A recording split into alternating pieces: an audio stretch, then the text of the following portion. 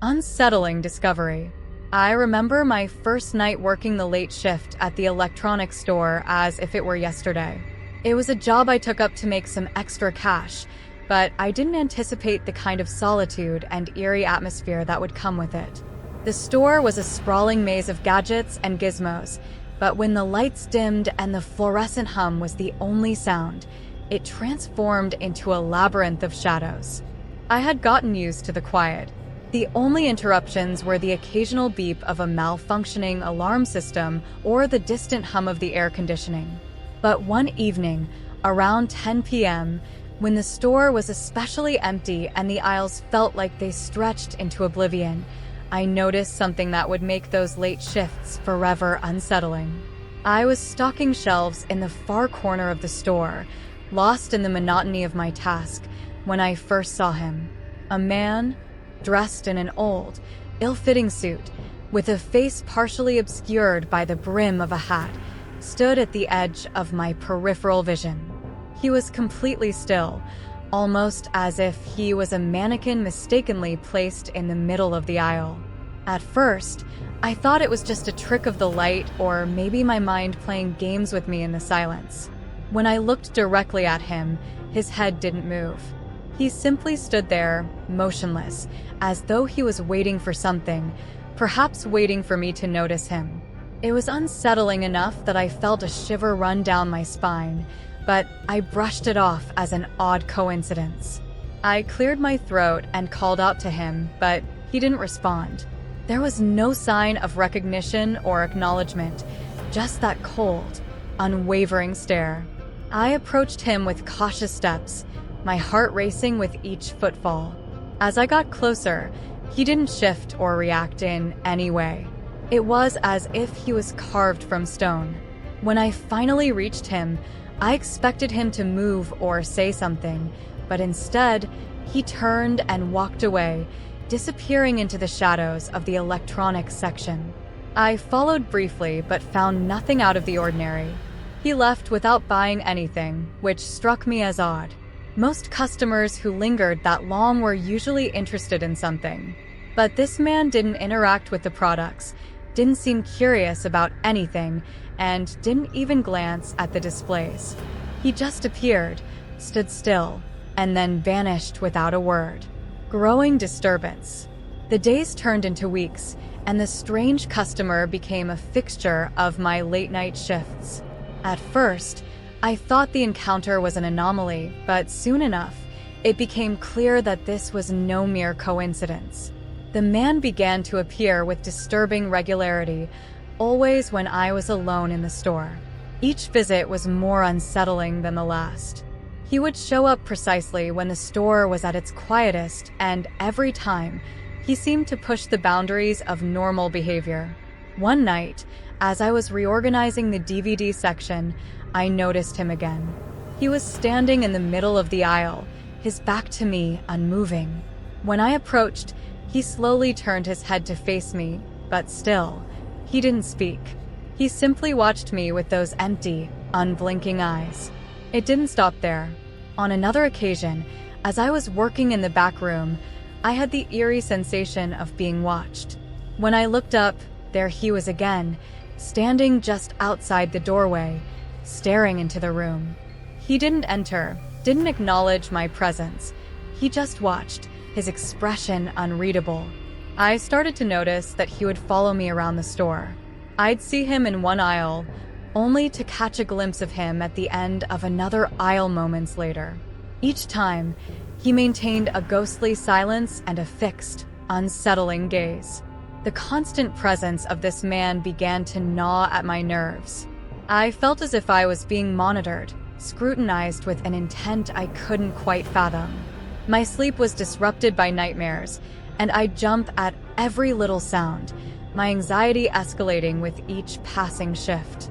My colleagues noticed my growing unease, and I tried to confide in them. I described the man's bizarre behavior and how he seemed to appear out of nowhere, but they either dismissed it as stress or assumed I was imagining things. Desperate for answers, I turned to the security footage, hoping to find some clue or at least validate my experiences. To my frustration, The cameras seemed to betray me. The man would appear on the footage, but he seemed to materialize only in places where the cameras had poor visibility. His movements were always just outside the camera's range, as though he knew exactly where to stand to avoid clear recording. Each time he was caught on tape, it was in a way that left me questioning whether I was truly seeing what I thought I saw.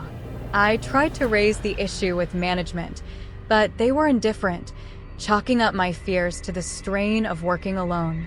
The more I tried to explain, the more I felt like I was losing my grip on reality. The strange customer became an omnipresent shadow, haunting my shifts with an increasing sense of menace.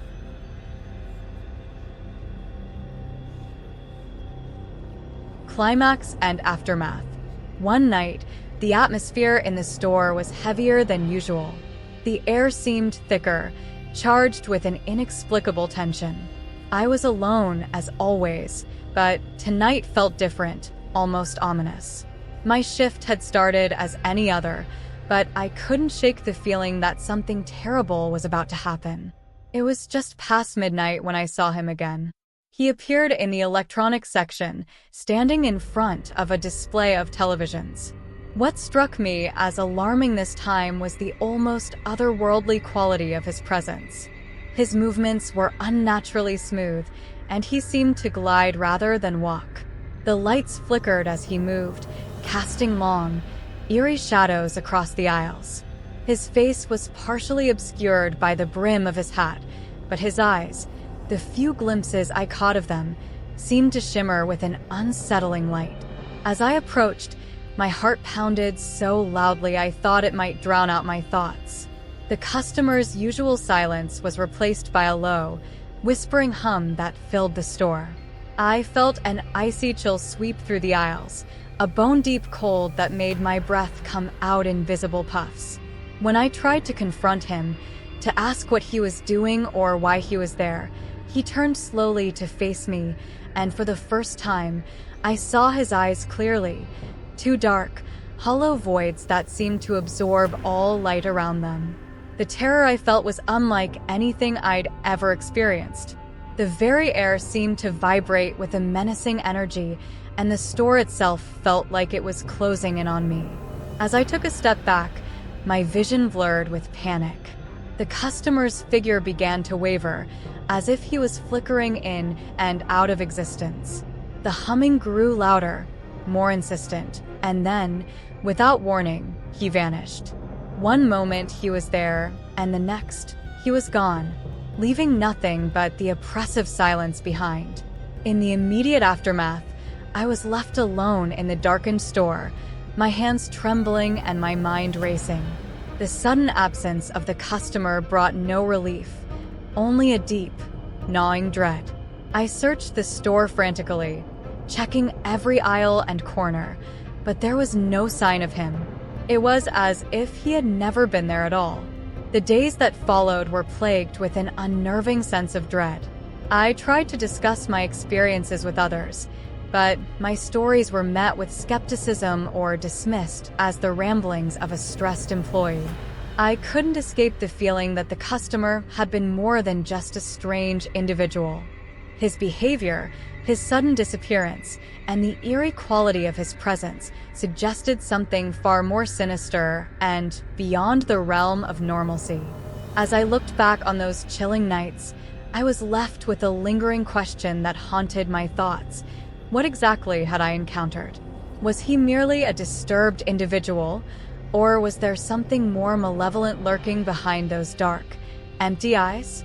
The mystery of the mysterious customer remains unresolved, leaving me, and anyone who hears this story, with an unsettling uncertainty about the true nature of the terror that visited our store. I still remember my first night shift at the warehouse as if it were yesterday.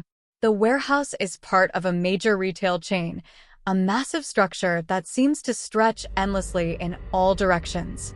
It's a labyrinth of metal shelves and towering stockpiles, with aisles so long and narrow they could make anyone feel like they're wandering through a maze. The place is enormous, far bigger than any store I've ever worked in. During the day, it's bustling with activity, but come nightfall, it transforms into a different world. The vast expanse of empty aisles and the faint hum of overhead lights create an atmosphere that's both haunting and oddly serene. There's something disconcerting about being alone in such a colossal space, where every creak and groan of the building seems amplified by the silence. I'd taken the job for the night shifts to earn some extra money. At first, the solitude was a welcome change. I liked the peace and quiet, the ability to work without constant interruptions. My routine was simple: check inventory, restock shelves, and make sure everything was in order for the next day. The quietness of the night was soothing, and the work was straightforward enough that I could do it almost on autopilot. For weeks, everything went smoothly. The warehouse became a sort of second home, a place where I felt comfortable and in control. There was a predictable rhythm to my nights, and the routine had a calming effect. Or at least, that's what I thought, until the night everything changed. First sighting of the figure. It was just past midnight, and the warehouse was its usual cavernous self, with nothing but the hum of the fluorescent lights breaking the silence. I was in the middle of restocking the electronics section when I first noticed it, a shadowy figure lurking between the towering shelves. At first, it was nothing more than a fleeting glimpse, a dark shape that seemed to move in the periphery of my vision. I tried to dismiss it as a trick of the light or my tired eyes playing games with me. But then I saw it again. The figure was there, standing between the shelves, its form indistinct and wavering. It didn't have any clear shape or features, just a mass of darkness that seemed to absorb the light around it. My heart started to race as I squinted, trying to make out what I was seeing. I decided to approach, hoping to get a closer look and maybe figure out if it was a trick of my imagination. As I walked towards the spot where I had seen the figure, it seemed to shift and move erratically. One moment it was there, the next it was gone, like smoke swirling away. The closer I got, the more the figure seemed to dissolve into the shadows. I felt an inexplicable chill crawl up my spine, and an unsettling sense of dread settled over me. Each time I neared the spot, the figure would vanish, only to reappear in a different part of the aisle or another nearby section. It wasn't just that the figure was elusive, it was as if it was deliberately avoiding any direct contact. The feeling of being watched intensified, an oppressive presence that seemed to follow my every move. The warehouse's usual quiet became a backdrop for my mounting anxiety, and every creak or rustle of the shelves seemed amplified, heightening my sense of unease. I stood there for a few moments, my pulse pounding in my ears, trying to convince myself it was just my imagination. But the feeling lingered, a cold weight pressing down on me, making every shadow in the warehouse seem a little more sinister than it had before. Increasing incidents and unexplainable events. As the days passed, the disturbances at the warehouse grew increasingly unnerving. It started with small, inexplicable events, items falling from shelves with no apparent cause. At first, I thought it was just careless stacking or the vibrations from the machinery. But then it became more frequent. Boxes of stock would topple over for no reason, and objects seemed to move on their own. The flickering lights became another source of anxiety. It was subtle at first, a single bulb going dim, then brightening again. But soon, it escalated. The lights in entire sections of the warehouse would flicker erratically, plunging parts of the store into a strobe-like chaos. The constant interruptions only added to the growing sense of unease. The machinery, too, began to malfunction in increasingly bizarre ways. Conveyor belts that had run smoothly for years would suddenly stop mid-operation, and the stock scanners would glitch, displaying error messages that no one could explain. It was as if the very equipment that kept the warehouse running had developed a mind of its own, operating in unpredictable ways.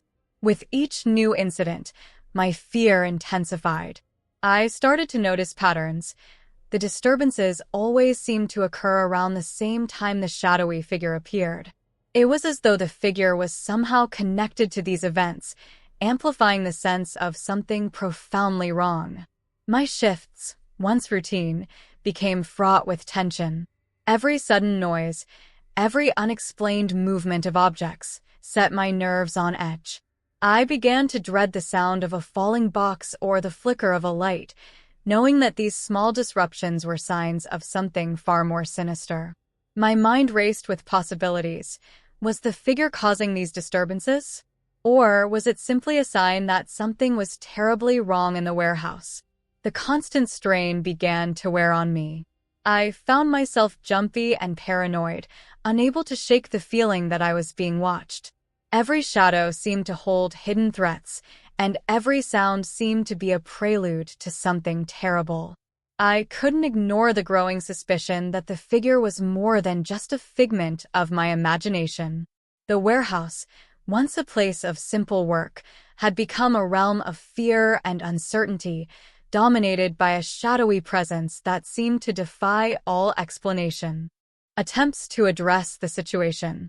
Desperate to make sense of what was happening, I tried to talk to my colleagues about the strange occurrences. I approached them during breaks, describing the shadowy figure and the series of inexplicable events that seemed to follow its appearances. I expected them to share my concern or at least offer some advice, but instead, I was met with skepticism or indifference. Some of my coworkers laughed it off, suggesting that I was letting the isolation of the night shift get to me. "It's just stress," they'd say with a dismissive wave. Others seemed genuinely uninterested, shrugging off my stories with an air of disinterest. Even when I approached the supervisors, their responses were no better. They brushed off my concerns as if they were nothing more than the musings of an overworked employee. Their lack of support only deepened my sense of isolation and frustration. Not willing to give up, I decided to take matters into my own hands. I began reviewing the security footage, hoping to find concrete evidence of the figure or any clues that might explain the disturbances. I spent hours combing through hours of grainy video, scrutinizing every frame in search of something, anything that could validate my experiences. To my growing frustration, the footage seemed to offer no answers. The figure, when it appeared, was always just out of clear view or obscured by shadows. It was as if the cameras themselves were complicit in hiding whatever was truly going on. Each time I thought I had captured a glimpse of the shadowy figure, the video would cut out or the image would blur, making it impossible to get a definitive look. The more I reviewed the footage, the more I felt as though I was chasing shadows, seeing things that weren't there, or that were deliberately concealed. The sense of being thwarted by an invisible force only added to my growing paranoia. It seemed as if whatever was haunting the warehouse was deliberately avoiding any clear evidence of its existence, leaving me with a creeping sense of dread and an ever-deepening mystery that no one else seemed willing to acknowledge. With each passing shift, the shadowy figure remained an enigma, and the disturbances continued without explanation. My attempts to address the situation only seemed to reinforce the feeling that I was alone in facing something far beyond the ordinary. Climax and resolution.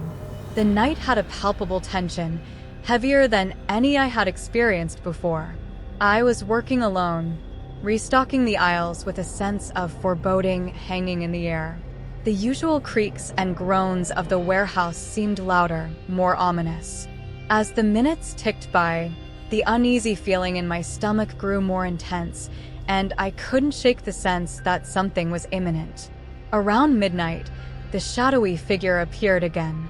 This time, there was no mistaking its presence. It was no longer just a fleeting shadow, but a more defined and menacing shape. The darkness seemed to coalesce into a solid form, moving deliberately and with a purpose. The usual flickers of the lights and the erratic movements of the machinery intensified, amplifying the sense of dread. I found myself drawn toward the figure, compelled by a mixture of terror and determination. As I approached, the figure turned to face me, revealing more details than ever before.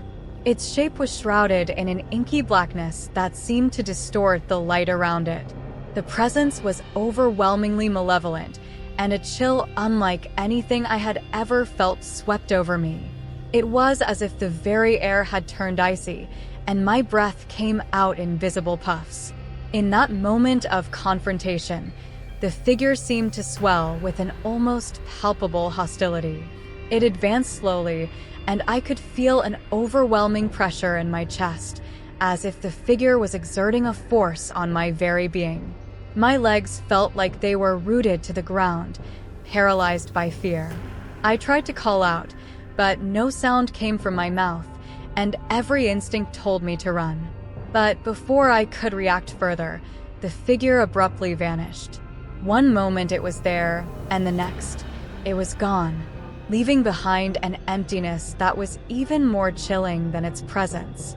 The lights flickered violently before settling into a steady glow, and the machinery resumed its normal hum, as if nothing had happened. The sudden silence that followed was deafening, and the warehouse seemed to breathe a sigh of relief. I was left alone, shaking and disoriented. The fear that gripped me was unlike anything I had ever experienced. I felt a profound sense of dread and confusion, my mind racing to process what had just happened. The figure's sudden disappearance left me with more questions than answers. What had I encountered? Was it a figment of my imagination, a supernatural entity, or something else entirely? In the days that followed, the shadowy figure did not return, but the experience haunted me. The warehouse, once a place of routine work, had become a source of deep, unresolved anxiety. I couldn't shake the feeling that whatever had been lurking in those aisles was still out there, waiting.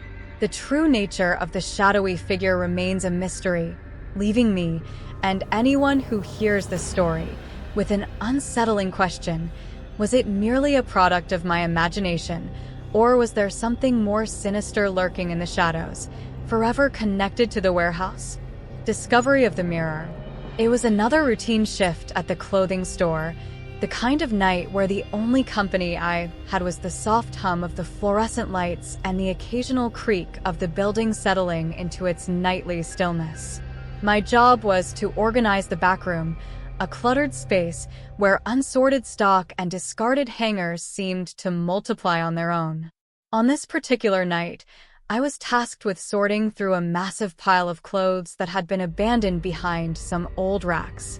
As I dug through the heap, something caught my eye. Buried under a pile of dusty old jackets and forgotten sweaters was an ornate, antique mirror. The frame was intricately carved with patterns that looked like they belonged in a museum rather than a store's backroom.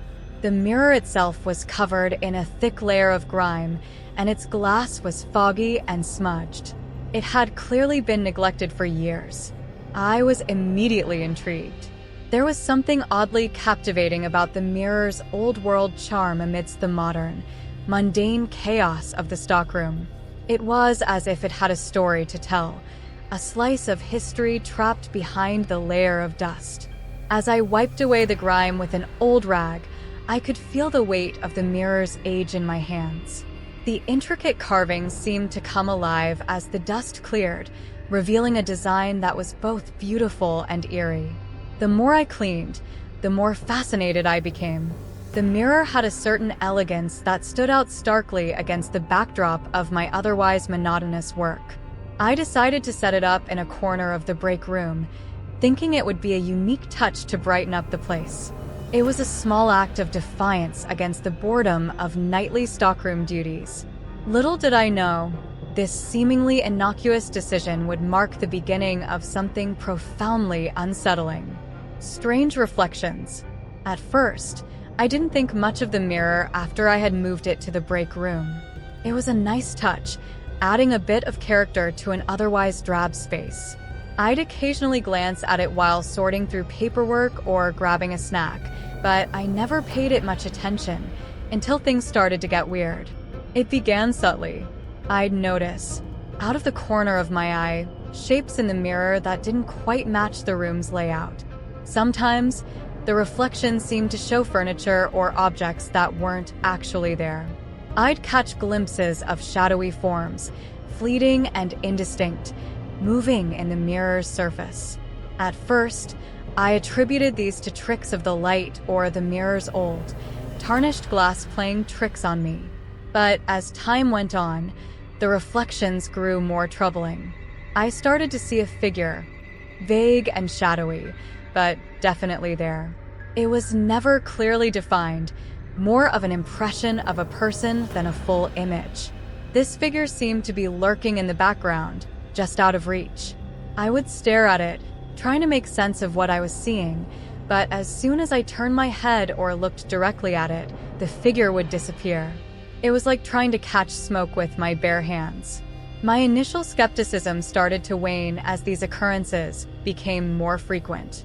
I began to feel a growing unease whenever I looked at the mirror. The strange reflections were no longer just occasional oddities. They were happening more often, and the figure seemed more persistent. It was as if it was deliberately making itself known, trying to get my attention. Each time I saw it, a cold shiver would run down my spine, and I would quickly look away, my heart pounding in my chest. I tried to convince myself it was nothing, a figment of my tired mind or a trick of the reflection. But the growing frequency of these unsettling glimpses made it harder to ignore. There was something about that figure that made my skin crawl, and the more I saw it, the more I began to dread my encounters with the mirror. It was clear that something was not right, but I couldn't quite put my finger on what was happening. Escalating events. The sense of unease I felt from the mirror soon turned into something far more tangible. It wasn't just the strange reflections that began to trouble me. The entire store seemed to change in subtle, disturbing ways. It started with unexplained noises. Late at night, when I was alone in the store, I would hear faint sounds, distant footsteps, a soft whispering, or the rustle of fabric, coming from areas I knew were empty. Sometimes, it sounded like something heavy being dragged across the floor. The noises would start as soon as I entered the break room or glanced at the mirror, leaving me with a chill that refused to dissipate. Next came the cold spots. Areas of the store, especially near the mirror, would suddenly drop in temperature. It was as if an invisible presence was exhaling icy breath into the air. No matter how many times I checked the heating system or the windows, I couldn't find an explanation for these sudden chills. They would come and go without warning, making me shiver uncontrollably as I worked. Objects in the store began to move on their own. At first, it was small things, a bottle of cleaner sliding a few inches across a shelf, or a stack of boxes that would shift slightly. I tried to rationalize it as a draft or maybe even my own clumsiness, but the movements became more pronounced. Entire racks of clothes would topple over, and sometimes I would find items placed in odd configurations, as if someone or something had been arranging them deliberately. The worst part was the increasing interaction with the figure in the mirror. It began to take on a more defined and malevolent shape. No longer just a fleeting shadow, it seemed to become more corporeal, more menacing. It wasn't just appearing anymore, it was actively watching me, its presence growing more intrusive. I'd catch it in the mirror's reflection, standing there with a malevolent gaze, as if it were observing my every move. The figure would seem to follow me with its eyes, and on a few occasions, it even appeared to mimic my actions in a distorted, mocking way. Its presence felt almost tangible, radiating a sinister intent that made my blood run cold. One night, while sorting clothes, I glanced at the mirror and saw the figure standing right behind me, clearly visible in the reflection. I spun around, but of course, the room was empty. The figure in the mirror grinned, a chilling, unnatural smile that sent me into a full-blown panic. I slammed my fist against the mirror, desperate to shatter it and end the torment. But even as I tried to escape, the store's atmosphere grew more oppressive. The mirror seemed to be a conduit for something dark and malevolent, and as the figure's behavior became more aggressive, I felt like I was trapped in a nightmare I couldn't wake up from. Each night, it became harder to distinguish between reality and the malevolent world reflected back at me. Confrontation with the presence. The store was eerily quiet that night, the kind of silence that presses heavily on your ears and makes every small sound seem like a thunderclap. I was alone, surrounded by the unbroken stillness, with only the occasional hum of the overhead lights for company. The mirror, now an ominous fixture in the break room, seemed to loom over me, its dark surface reflecting not just the room but something far more sinister. As I worked, I felt an increasing pressure in the air, a sense of being watched that grew unbearable. I couldn't shake the feeling that the figure in the mirror was waiting for something. Driven by a mix of dread and determination, I decided to confront it directly. I approached the mirror, my heart pounding with every step. When I stood in front of it, the figure was there, more defined and malevolent than ever. Its presence seemed to seep out of the glass, as if the mirror was no longer just a reflective surface, but a gateway to something darker.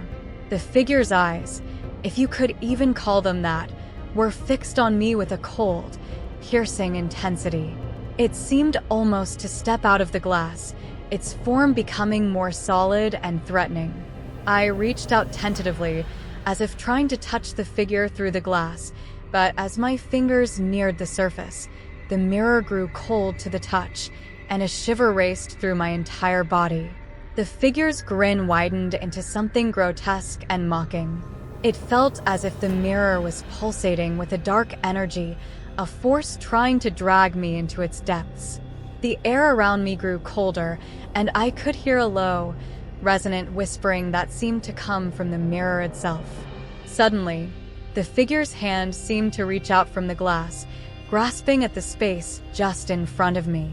I recoiled in terror, stumbling backward as the glass seemed to ripple like water, distorting the figure's face into a horrifying, amorphous mask of malevolence.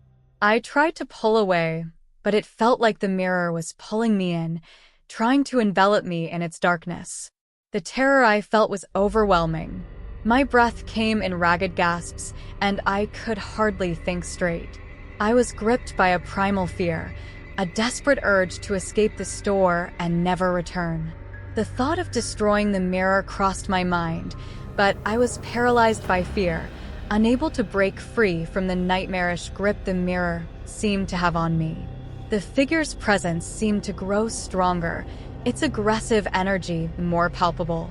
The whispering intensified, filling my head with incoherent, maddening sounds. My psychological state deteriorated rapidly. I felt as though I was losing my grip on reality, the lines between the physical world and the terror reflected in the mirror blurring beyond recognition. I knew I had to leave, but the thought of returning to that mirror was unbearable. The store, once a place of routine, had become a trap, a place of dark and incomprehensible fear. The ghostly presence had made it clear that it wanted something from me, something that I couldn't even begin to understand. All I could think about was escaping, destroying the mirror, and trying to reclaim my sanity. Resolution and lingering effects. With trembling hands and a racing heart, I finally made the decision to get rid of the mirror. I knew I couldn't stay in that store another night with that thing looming in the break room, feeding off my fear and causing disturbances. It felt like my only option was to destroy it, to end whatever was haunting me. I tried to dismantle the mirror carefully, but my hands shook so badly that it was almost impossible to get a good grip. I wrapped it in a heavy blanket and took it outside, where I smashed it with a hammer. The sound of the glass shattering was a relief, but it didn't quite chase away the fear that had taken root in me. The mirror's destruction seemed to release an unsettling calm, but the eerie feeling of dread still lingered. Even after I got rid of the mirror, I continued to feel its presence in the store. The cold spots and strange noises persisted, as if something dark had been unleashed and was now roaming freely. The disturbances became less frequent, but still present, a constant reminder of the horror I had faced. As I tried to move on from the experience, I couldn't shake the feeling that something had been left unresolved. The mirror, once a forgotten artifact, had turned out to be a conduit to something far more sinister. What had that figure been? Was it a lost soul trapped in the glass, or something else entirely, something malevolent and ancient? The more I thought about it, the more questions arose. I wondered if the mirror had been an ordinary antique or if it had a history of its own, one that involved dark rituals or cursed objects. The unsettling nature of the mirror left me with a profound sense of unease, as though I had brushed against something truly supernatural and unknowable. The store eventually resumed its routine, but I couldn't forget the mirror or the shadowy figure that had haunted it. The incident had left an indelible mark on my psyche, a deep-seated fear that something might still be lurking in the shadows. I often found myself glancing nervously at reflective surfaces, half expecting to see that ghostly presence staring back at me. In the end, the true nature of the mirror and the figure remained a mystery. Was it merely a relic from another time, or was it a gateway to a dark realm beyond our understanding?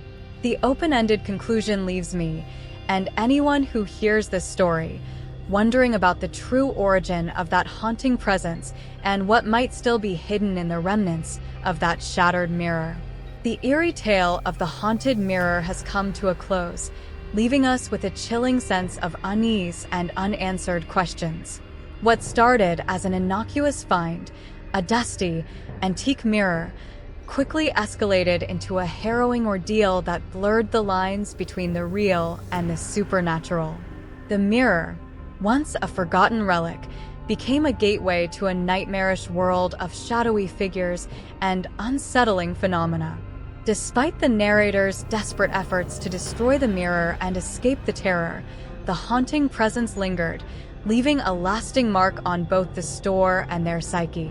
This story serves as a chilling reminder of the dark secrets that may lie hidden in the most ordinary places, and the unnerving possibility that some horrors may never truly be vanquished. If you enjoyed this unsettling journey into the unknown and want to hear more real-life horror stories that will keep you on the edge of your seat, don't forget to subscribe to our channel. Hit that subscribe button and ring the bell to stay updated with our latest videos. Share your thoughts and experiences in the comments below. We'd love to hear your own eerie encounters and paranormal tales. Thank you for watching, and stay tuned for more spine-tingling stories from the darkest corners of reality.